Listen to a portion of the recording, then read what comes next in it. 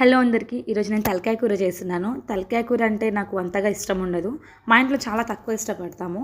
అప్పుడప్పుడు చేస్తుంటాం అనమాట. ఇది కూడా తినాలి కదా అనేసి. సో తలకాయ కూరతో నాకు ఒక మంచి స్టోరీ ఉంది, చెప్తాను చూడండి. నాకు పెళ్ళైన కొత్తలో పెద్దగా వంటలు వచ్చేవి కాదు. అసలు నేను తలకాయ కూర ఎప్పుడు చెయ్యలేదు కూడా అసలుకి. సో ఒకసారి చేయమని మా ఆయన అయితే తెచ్చారు. అంటే ప్రెగ్నెన్సీ ఉన్నప్పుడు తలకాయ కూర తింటే మంచిదని చెప్తారు, అందుకే తెచ్చారు ఒకసారి. సో తెస్తే ఏం చేశాను, అది కూడా కుక్కర్లో వండాను. ఆనియన్స్ వేసాను. నాకు అప్పుడు తెలియదు తలకాయ కూరలో అసలు ఆనియన్ వేయద్దు అనేసి. సో ఆనియన్ వేసి చేశాను.